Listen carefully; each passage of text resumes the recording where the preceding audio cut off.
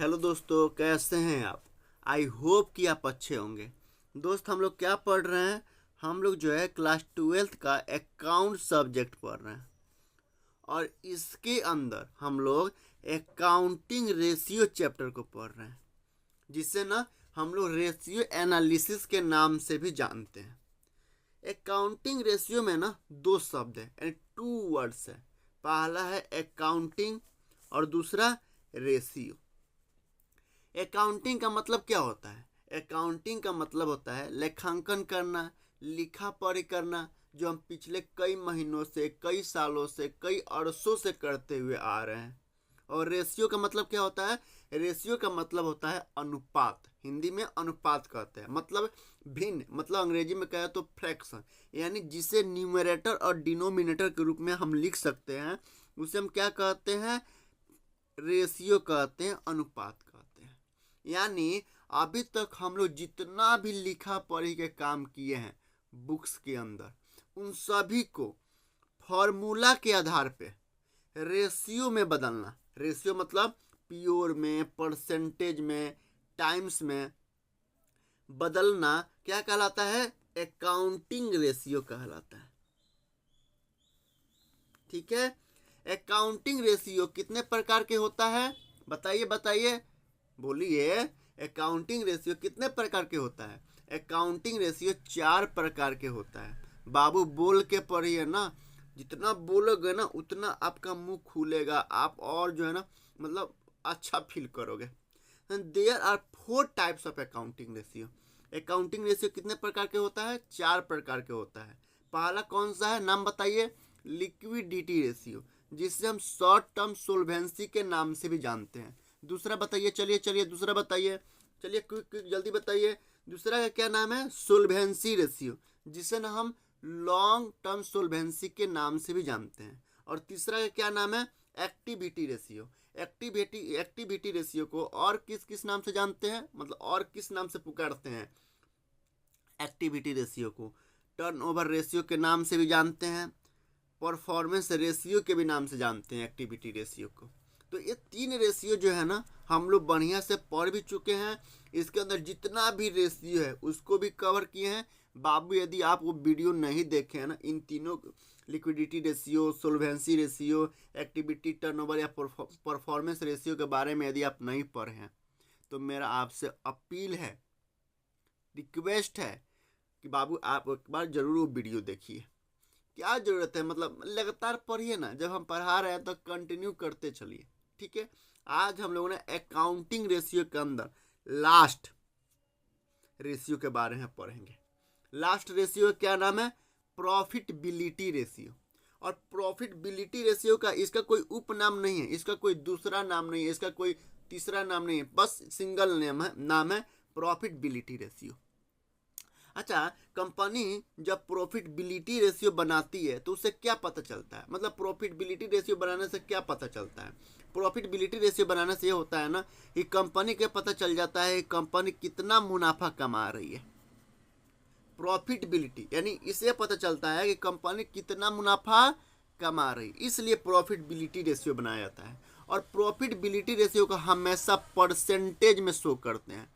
It is express in percentage, यानी percentage में express करते हैं। अब जाहिर सी बात है कि परसेंटेज में जब एक्सप्रेस करेंगे तो हमेशा उसमें 100 से मल्टीप्लाई तो करेंगे ही करेंगे, जो हम आगे थोड़ी देर में देखेंगे।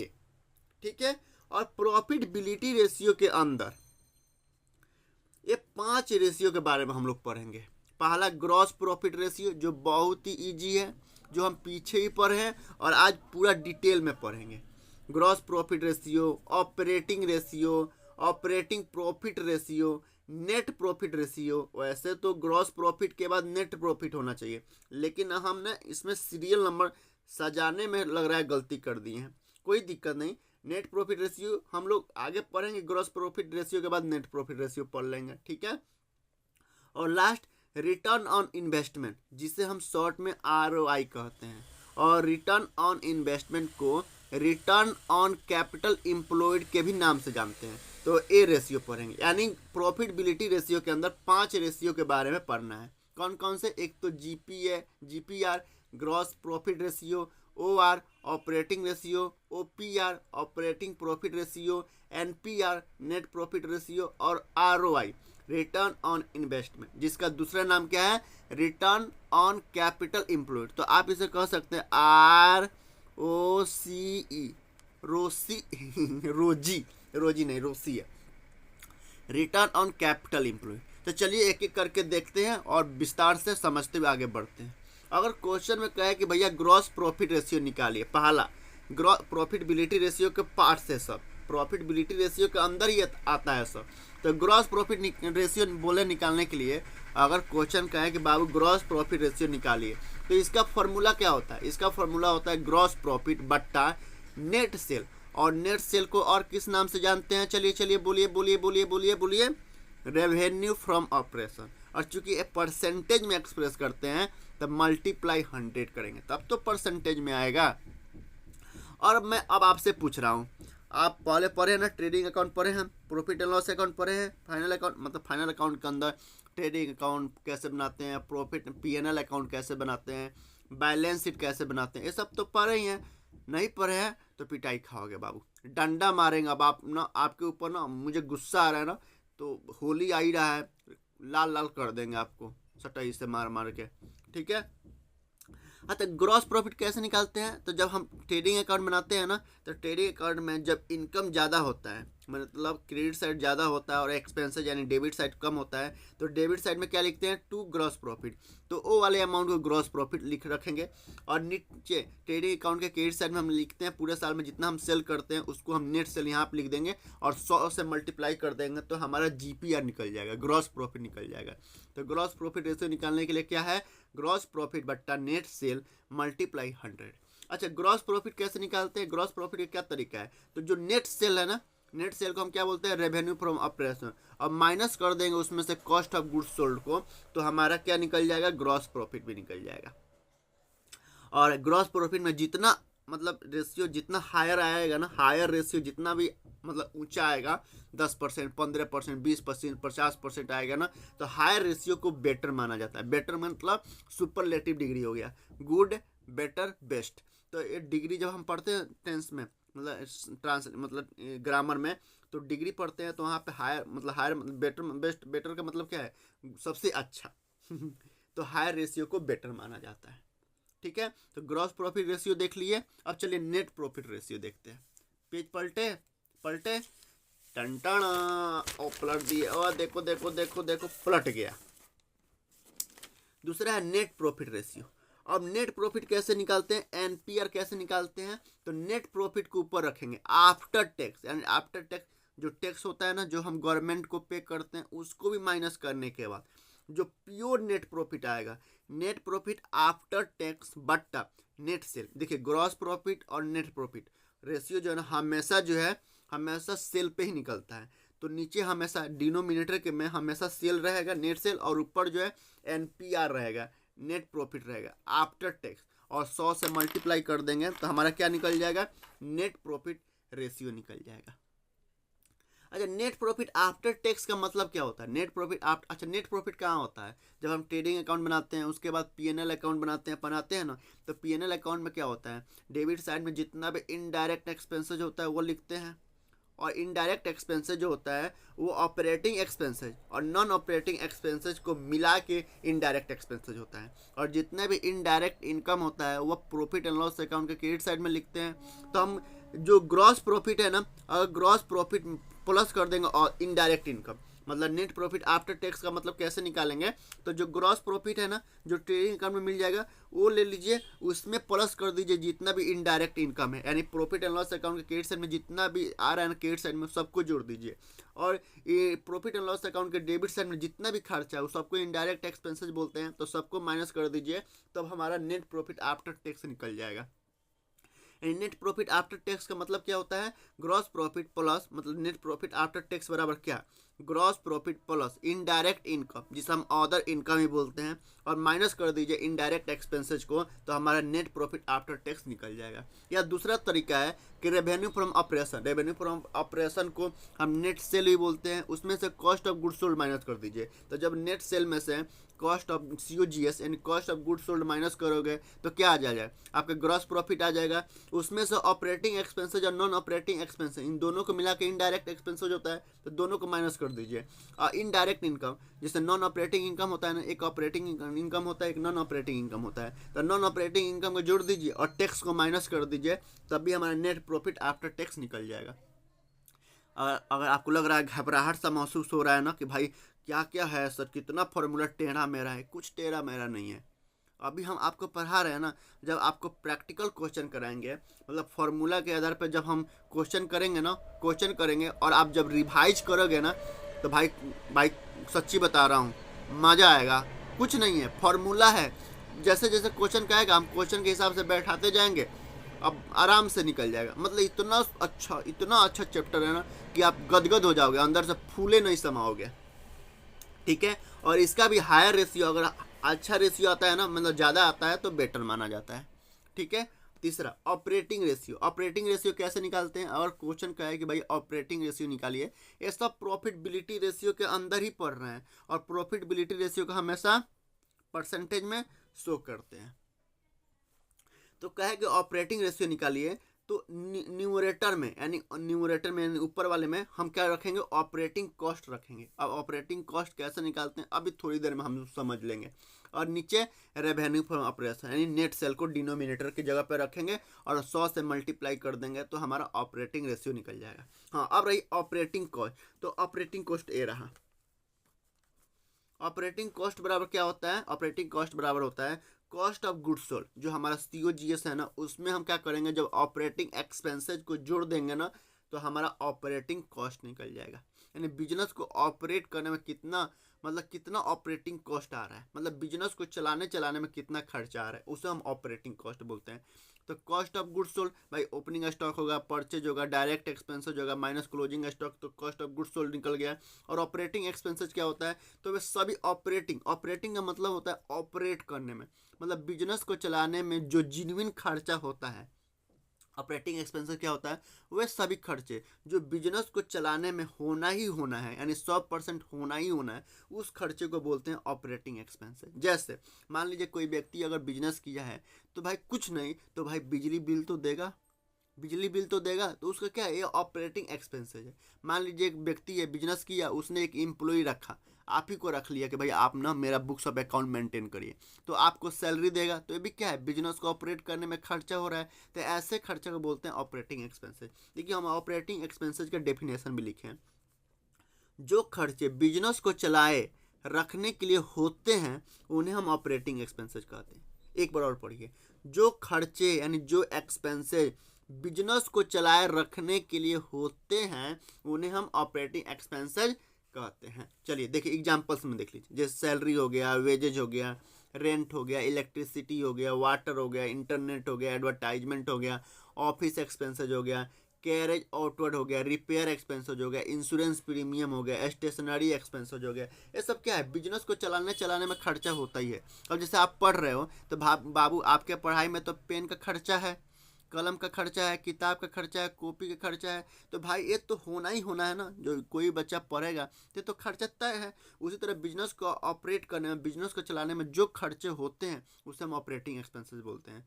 और कॉस्ट ऑफ गुड्स सोल्ड और ऑपरेटिंग एक्सपेंसेस को जब जोड़ देते हैं ना, तो हमारा ऑपरेटिंग कॉस्ट निकल जाता है।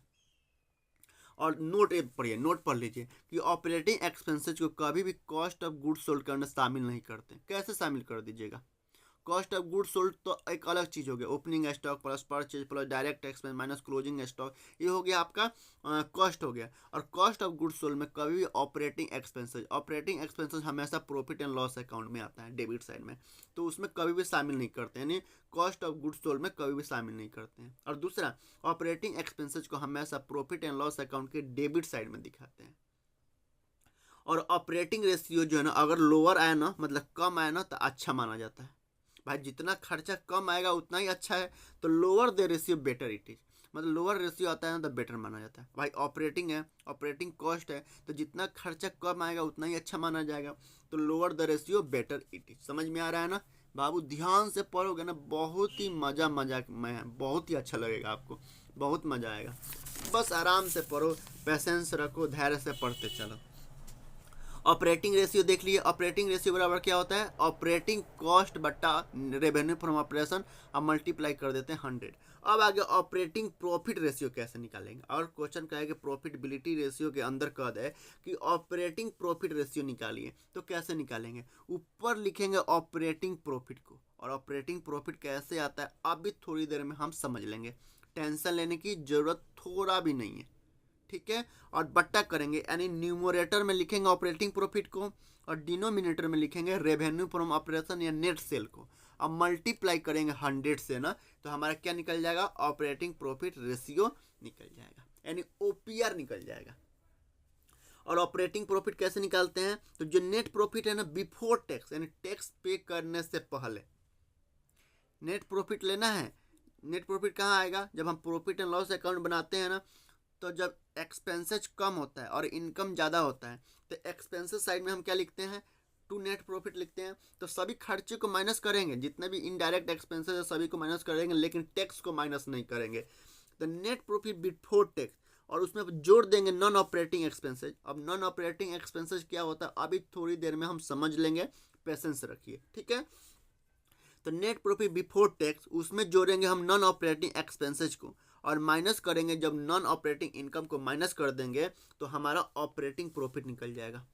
अब नॉन ऑपरेटिंग एक्सपेंसेस क्या होता है, नॉन ऑपरेटिंग इनकम क्या होता है, बस थोड़ा समय दीजिए हमको, क्लियर करते हैं, अभी पूरा रास्ता क्लियर करते हैं, आपको साफ सफाई पूरा बहार दोहार के मतलब बहार के चिकनाई करके आपको बैठा के तब खाना खिलाएंगे, टेंशन मत लो, ठीक है। एक बार और देखिए, ऑपरेटिंग प्रॉफिट बराबर क्या होता है, ऑपरेटिंग प्रॉफिट कैसे निकालते हैं, तो जो नेट प्रॉफिट बिफोर टैक्स लेंगे उसमें क्या कर देंगे, जोड़ देंगे नॉन ऑपरेटिंग एक्सपेंसेस को और माइनस कर देंगे नॉन ऑपरेटिंग इनकम को, तो हमारा क्या निकल जाएगा, ऑपरेटिंग प्रॉफिट निकल जाएगा।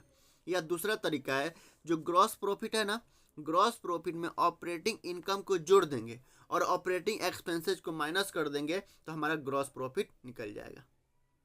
या तीसरा है ऑपरेटिंग प्रॉफिट निकालने के लिए कि जो रेवेन्यू फ्रॉम ऑपरेशन है ना, मतलब net cell, revenue from operation को नेट सेल ही बोलते हैं ना, और मतलब नेट सेल का दूसरा नाम क्या है, RFO, यानी रेवेन्यू फ्रॉम ऑपरेशन, और उसमें से ऑपरेटिंग कॉस्ट को माइनस कर देंगे ना, ऑपरेटिंग कॉस्ट को माइनस कर देंगे तो क्या निकल जाएगा, हमारा ऑपरेटिंग प्रॉफिट निकल जाएगा, ठीक है। अब देखिए ऑपरेटिंग इनकम क्या होता है, तो रोज के बिजनेस से होने वाला मुनाफा को हम क्या बोलते हैं, ऑपरेटिंग इनकम बोलते हैं।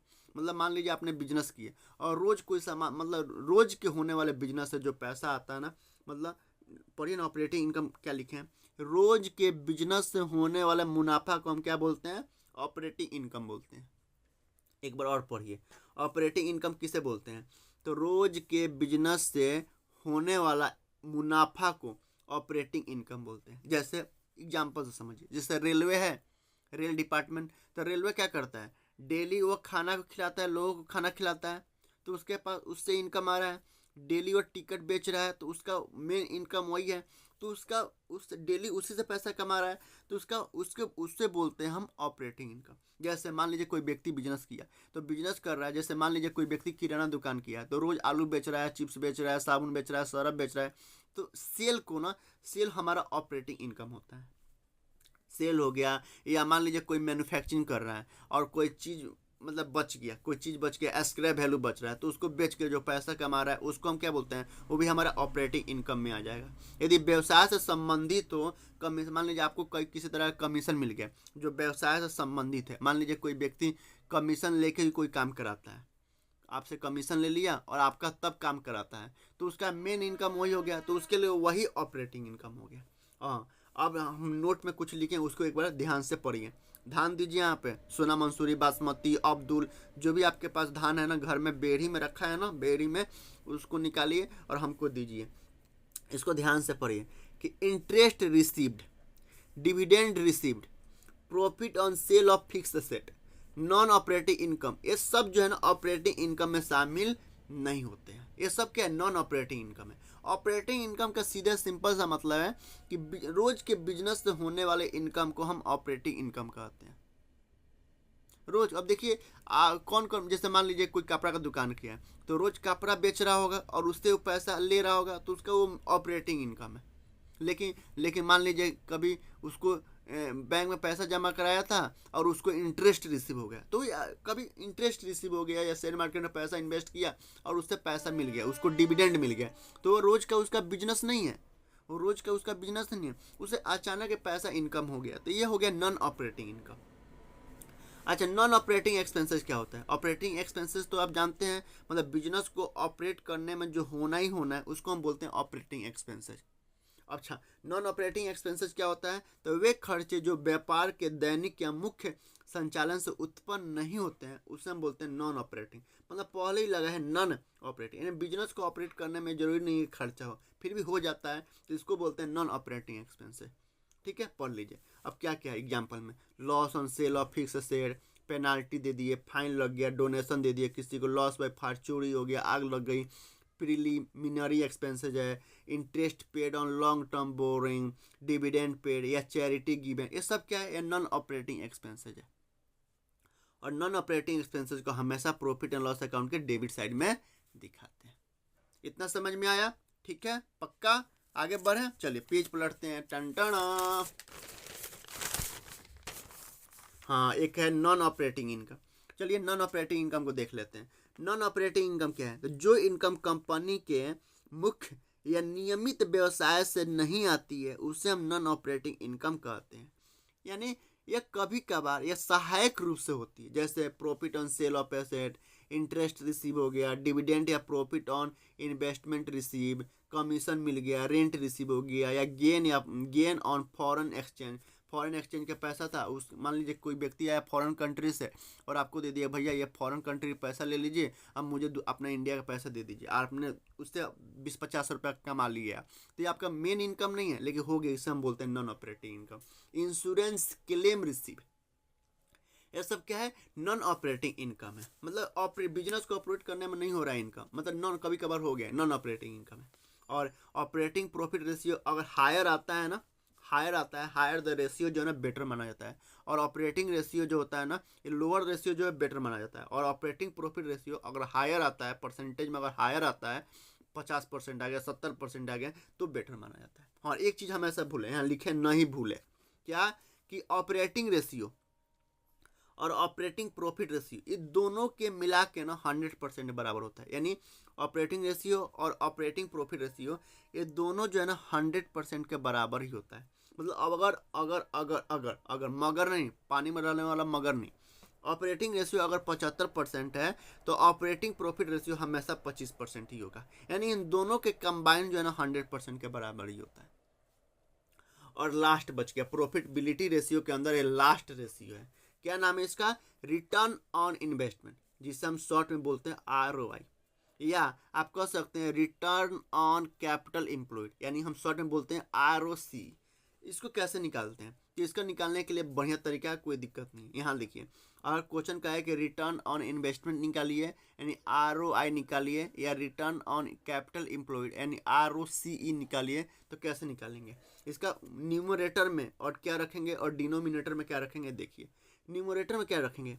Net profit before tax, before interest, before dividend, यानी नेट प्रॉफिट लेंगे, लेकिन टैक्स से पहले वाला, इंटरेस्ट से पहले वाला, डिविडेंड से पहले वाला, और बट्टा करेंगे कैपिटल एम्प्लॉयड, यानी डिनोमिनेटर में क्या रखेंगे? कैपिटल एम्प्लॉयड, और 100 से मल्टीप्लाई करेंगे।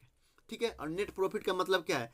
प्रॉफिट कितना है इंटरेस्ट, टैक्स और डिविडेंड पे करने से पहले, जो आएगा ऊपर रख देंगे। और कैपिटल एम्प्लॉयड कैसे निकालते हैं? तो कैपिटल एम्प्लॉयड आप तो पता ही है, कैपिटल एम्प्लॉयड का मतलब होता है कितना पूंजी लगा है, जो बैलेंस शीट के लायबिलिटी साइड में होता है।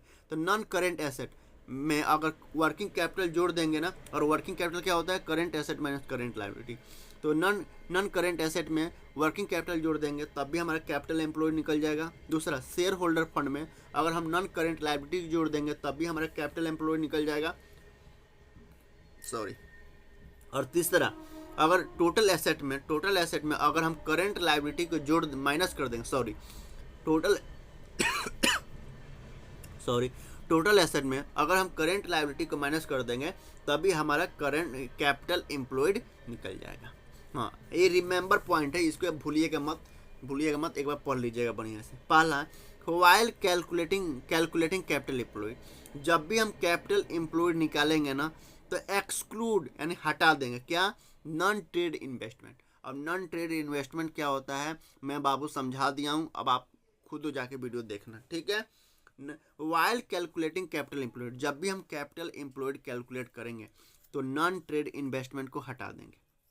दूसरा, वाइल कैलकुलेटिंग प्रॉफिट, जब भी हम प्रॉफिट निकालेंगे, ठीक है, जब भी हम प्रॉफिट निकालेंगे ना तो प्रॉफिट निकालेंगे तो exclude interest receive on non trade investment. तो जब भी हम नेट प्रॉफिट निकालेंगे ना, नेट प्रॉफिट, तो उसमें हम नॉन ट्रेड इन्वेस्टमेंट पे जो इंटरेस्ट रिसीव हुआ होगा ना उसको भी हम क्या करेंगे, हटा देंगे, ठीक है। और higher the ratio better it is, अगर आप ROI यानी रिटर्न ऑन इन्वेस्टमेंट निकाल रहे हैं और हायर रेशियो अगर आता है ना, हायर रेशियो को बेटर माना जाता है, ठीक है। तो आई होप कि आपको ये समझ में आया होगा प्रॉफिटेबिलिटी रेशियो। और इसी आज हमारा अकाउंटिंग रेशियो का अंदर जो 4 अकाउंटिंग रेशियो होता है ना, आज हमारा ये चारों के चारों अकाउंटिंग रेशियो जो है ना दी एंड हो रहा है यानी खत्म हो रहा है, ठीक है। कौन कौन से, liquidity ratio, solvency ratio, activity ratio, profitability ratio. तो 3 रेशियो के बारे में तो हम पढ़ा दिए थे, LSA के बारे में पढ़ा दिए थे, P बच गया था यानी लास्ट नंबर बच गया था, इसको भी पढ़ा दिए। आज खत्म, कल से हम लोग प्रैक्टिकल क्वेश्चन करेंगे, तो आप एक बार जरूर तैयार होकर आइएगा, रीड करके आइएगा सारे के सारे, एक बार फॉर्मूला को आप एक बार रीचेक कर लीजिएगा, फिर हम आएंगे, ठीक है। मतलब रिवाइज कर लीजिएगा, फिर हम लोग कल प्रैक्टिस क्वेश्चन करेंगे, ठीक है, क्वेश्चन आंसर करेंगे, ठीक है। बाय, टाटा, फिर कल मिलते हैं।